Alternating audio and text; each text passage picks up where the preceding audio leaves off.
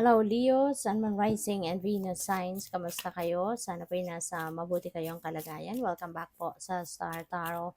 At kung bago kayo rito, welcome din po kayo. Please subscribe, like, share my videos, and leave me a comment kung nakaresonate po kayo. Thank you. So Leo, we have desk. Sabi dito, pay attention to your work. Okay? Pay attention to your work para hindi kayo ma-distract. Alright? Pay attention to your work at para hindi kayo ma-disorient or mapabayaan ninyo yung inyong trabaho. Baka mayroong mga temptation dyan sa paligid ninyo. Baka seryoso kayo sa pagtatrabaho tapos biglang merong, tara, punta tayo sa ganito, sa ganyan.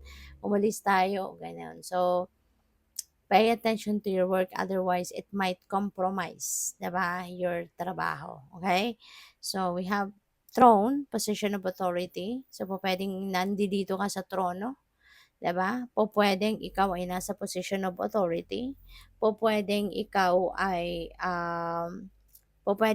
mapopromote pa lang, 'di ba, sa isang position of authority. So, pwedeng gano'n din ang ganap dito for some of you, Leo. Alright? So, that's really good. So, we have teapot. Sabi dito, there is a deep friendship na with someone of the same sex na magde-develop dito. So, pwedeng dati mo na tong kaibigan na magdi-deepen lang ang inyong friendship, or this could be someone new na makikilala mo at magiging close kayo at magiging mas malalim, no, ang inyong pagkakaibigan. So we have Chairfield, someone new is entering your life. Okay, so this could be pwedeng siya yung bagong papasok na magiging kaibigan mo. Pwedeng ito yon, or kung single ka pa, pwedeng baka meron kayong bagong makikilala na pwedeng liligawan mo, or pwedeng ikaw yung liligawan. So, depende sa inyong sitwasyon. Pwede rin na merong baby, no, coming in. Baka kayo ay manganganak na, magkakaroon na ng anak. Or pwede rin na sa pamilya ninyo merong mag-aasawa. Diba? So, that is going to be a part of you na, no? Yung bagong taong papasok sa pamilya ninyo. So, we have increase your efforts if you want to achieve your goal. Kailangan talaga na mag-extra sipag, no? Mag-extra na ng perseverance para na ma-achieve mo kung ano man yung mga goal ninyo.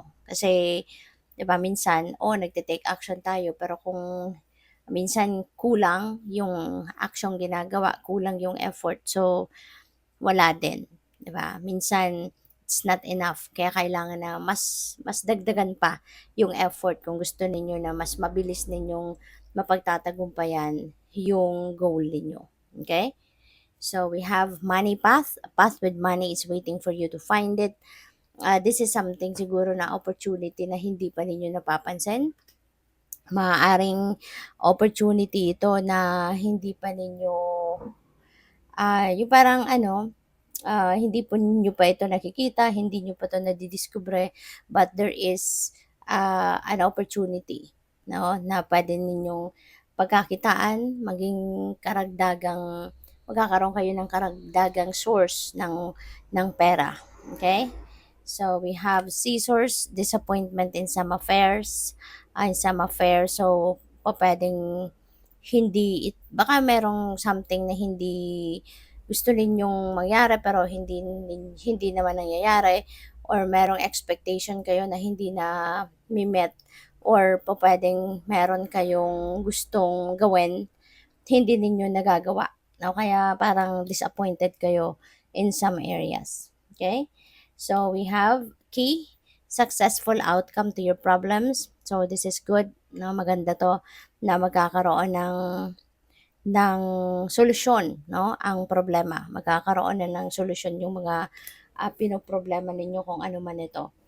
So, this is something good. Something na siguro matagal na nyo itong pinag-e-effortan din, no, na mahanap ang solusyon. So, here you go. Magkakaroon na ng successful outcome, no, yung problemang ito. So we have archway, new opportunities and possibilities, and path opening up. So merong mga bagong magbubukas, merong bagong pintong magbubukas para sa inyo, new possibilities, new opportunities.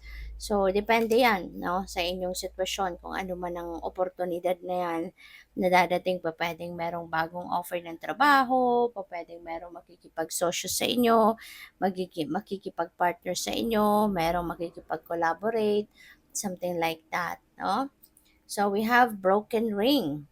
There is parting ways in either romance or business. So pwedeng sa relationship ito, sa romantic relationship, kung meron man, syempre hindi ito biglaan. For sure, meron na tong lamat, no, na relasyon na ito. Maaring matagal na tong nagkakaroon ng problema, nagkakaroon ng hindi pagkakaintindihan, at ngayon maaring ito na yung turning point, no?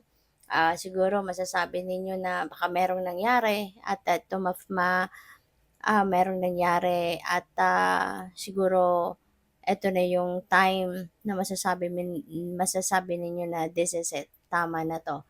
Hindi na 'to puwedeng mag-progress pa, wala ng 'di ba, yung parang eto na, hindi na kayo magpapasensya pa, hindi na kayo um parang ayaw niyo na 'tong patagalin, 'no, you're really going to cut off your relationship with your person, 'no? Kasi baka ito na 'yon, wala na kayong pasensya pa, wala nang ihahaba ang pasensya ninyo siguro.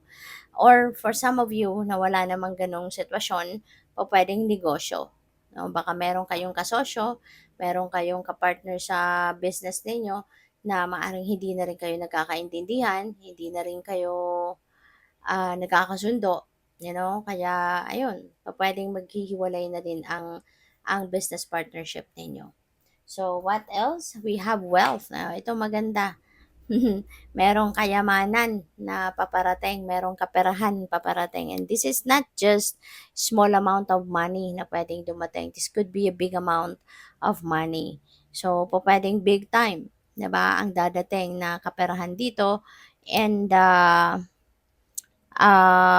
this could be a windfall of money. No? Pwedeng swerte kayo sa sugal, swerte kayo sa loto, pwedeng ganon. Or pwedeng meron ditong gift. Diba? Pwedeng merong magraregalo sa iyo ng pera. This could be a bonus. Diba? Sa trabaho. Pwedeng uh, baka this is a sale of property. Baka nagbenta kayo ng lupain, bahay, gano'n. Or pupuwedeng sarili ninyong property yan na binebenta ninyo, so yung proceeds, 'di ba? Ito or probably sa trabaho ninyo, 'no? Baka ano kayo, kayo, baka realtor kayo. So baka nakapagbenta kayo ng property and then so ito yung ano ninyo, komisyon, 'no? So maaring hindi ninyo inaasahan na ganito kalaki ang pupuwedeng ma-receive ninyo at yun nga, malaking amount ang na-receive ninyo. So, what else? We have needle and thread. Sincere wish will be granted. Wow. So, napakaganda. Maaring ito yon si wealth. 'Di ba? Maaring 'yan ang wish ninyo na magkaroon kayo ng kayamanan, maging yayamanin kayo, maging abundant and prosperous kayo. So baka ito or other wish ninyo, kung ano man ang wish ang pinaka ano talaga on top of the list ninyo sa mga wishes ninyo, maaring 'yon ang mag-come to fruition, no? So congrats and thank you for watching. Love and light. Namaste.